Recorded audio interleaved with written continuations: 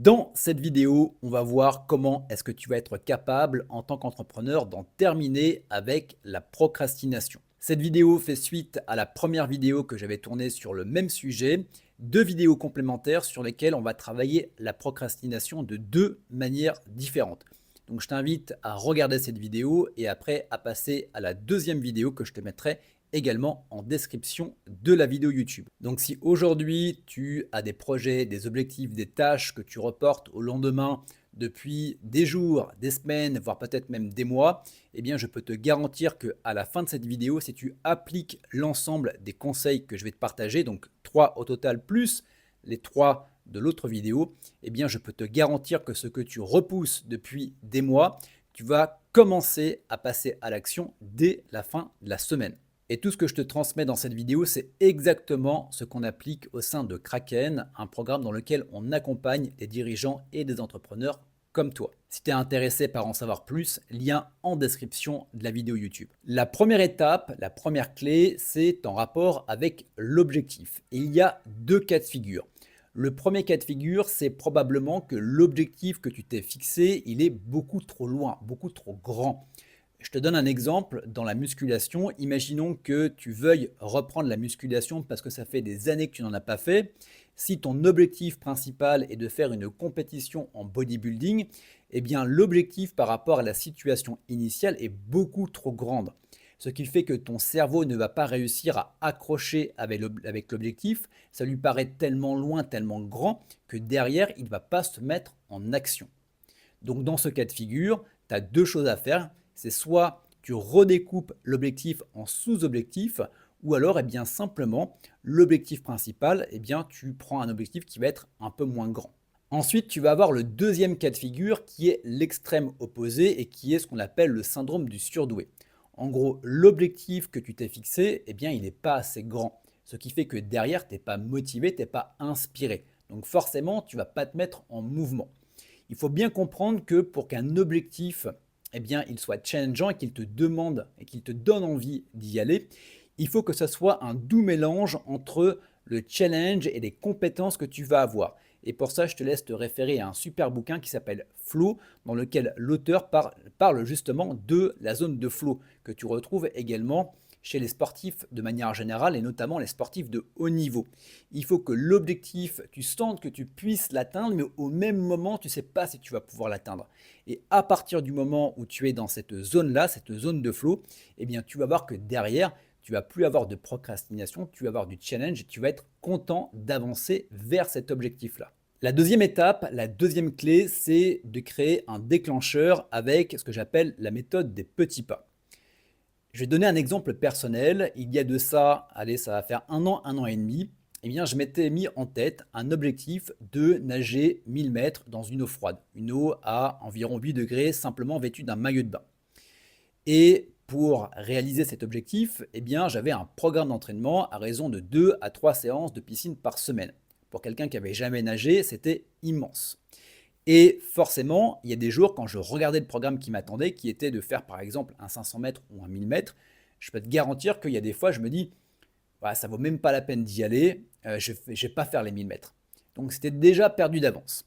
Donc comment est-ce que j'ai réussi à implémenter le déclencheur et la méthode des petits pas pour me forcer à aller à la piscine? Eh bien, je mettais le minimum requis. En gros, je n'y allais pas pour faire les 1000 mètres.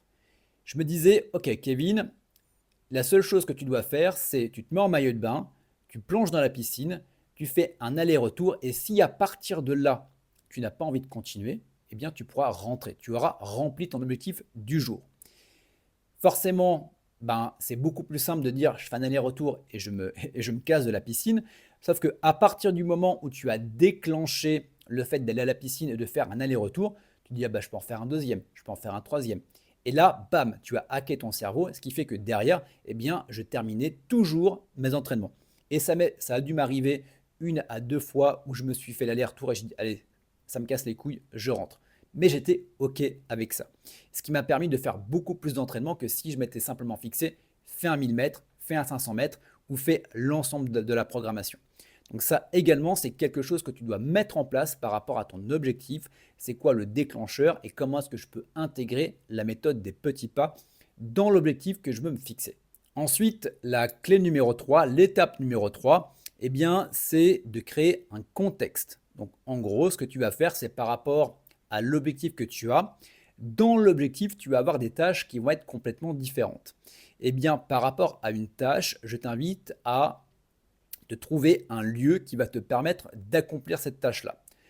Je te donne un exemple par rapport à la vidéo que je suis en train de créer. Eh bien, je vais avoir la tâche du script, je vais avoir la tâche de l'idée, je vais avoir la tâche du montage et je vais avoir la tâche de l'enregistrement. Et je sais que si je fais les 4 dans le même environnement, eh bien, je ne vais pas avoir le même niveau de productivité.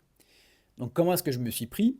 Eh bien, tout ce qui va être idée, simplement, je laisse venir le flow. Donc, en gros, j'ai toujours un papier, un crayon ou éventuellement mon téléphone pour prendre des notes. J'ai également un moment où je regarde des vidéos pour m'inspirer, où je lis des livres dans lesquels les idées vont venir, bien évidemment. Ensuite, je vais avoir un lieu qui est généralement la terrasse du café, dans lequel je crée mon script. D'ailleurs, avant de tourner cette vidéo, j'étais tranquillement installé avec mon café en terrasse, en train de créer mon script. Ensuite, quand je tourne des vidéos, eh bien, le lieu, c'est chez moi. Alors, ça peut être chez moi, ça peut être ailleurs, parce que je sais que dans cet environnement-là, je suis beaucoup plus productif pour faire cette tâche-là. Ensuite, quand va venir le moment du montage, eh bien, j'aime bien passer de mon bureau à ma chambre. Je ne sais pas pourquoi, ne me demande pas pourquoi, mais dans ces conditions-là, j'arrive à faire beaucoup mieux mon montage. Donc, ce que je t'invite à faire, c'est en rapport avec les tâches, en rapport avec ton objectif, c'est de créer des lieux, des environnements, des contextes qui vont te permettre beaucoup plus facilement de créer et de réaliser les tâches qui vont servir ton objectif futur. Bon, et vu que je ne suis pas radin en conseil, je vais te donner une dernière étape, une dernière clé, c'est la clé bonus pour pouvoir réaliser tes objectifs beaucoup plus facilement et également arrêter de procrastiner. Ce que je t'invite à faire, c'est de suivre la règle des 80-20. En gros, c'est de définir quel est l'essentiel pour toi. Donc les 20% de tâches qui vont te rapporter 80% de résultats et de focaliser dessus. Et je peux te garantir qu'à partir du moment où on le met en place avec les dirigeants qu'on accompagne, eh bien ça change tout. Simplement parce que parfois on a l'impression qu'on fait l'essentiel. Mais généralement, c'est exactement la technique du nutritionniste. Tu prends une semaine, tu notes tout ce que tu fais du lundi au dimanche, parce que je suis sûr que même parfois tu travailles à la maison le week-end, et tu vas voir que tout ce que tu fais, j'allais dire tout ce que tu manges, mais tout ce que tu fais par rapport à ce que tu imagines, eh bien je peux te garantir que tu vas avoir des grosses surprises, parce qu'il y a beaucoup de choses que tu fais actuellement que tu ne devrais pas faire. Il y a des choses sur lesquelles il y a des choses que tu devrais faire que tu ne fais pas encore, qui est notamment de travailler sur le pilotage, sur la stratégie et sur la vision, la mission de ton entreprise. Bref, d'être au gouvernail de ton bateau. Et je peux te garantir que si on prend un moment ensemble, tu peux d'ailleurs prendre rendez-vous, on se prend 30 minutes, on fait le point sur ton entreprise et je peux te garantir que derrière, eh bien, il y a énormément de tâches que tu fais que tu ne devrais pas faire. Ou alors tu ne les fais pas, mais tu y penses en dehors du travail, tu y penses durant le travail, tu y penses durant tes soirées et tes week-ends et tu ne devrais pas y penser. Donc, je te répète, clé numéro 4, bonus, identifie l'essentiel, les 20% des tâches qui vont te rapporter 80% de résultats. Et pour le reste, tu le délègues. Et quand tu le délègues réellement. Tu n'es pas en train de double-checker ce que font tes collaborateurs et tu n'es pas non plus en train d'y penser. Parce que toi, la seule chose sur laquelle tu dois focaliser ton attention pour être beaucoup plus productif et pour tirer ta boîte, eh bien, ce sont sur les éléments stratégiques de ton activité. Voilà pour ça. Si tu veux aller beaucoup plus loin, les liens sont en description de la vidéo YouTube. Je t'ai également créé une fiche récapitulative par rapport aux différentes étapes et aux différentes clés avec tout un questionnement que tu vas pouvoir mettre en place pour trouver tout ça. Le lien est dans la description de la vidéo YouTube et quant à nous, eh bien, on se retrouve dans une prochaine vidéo.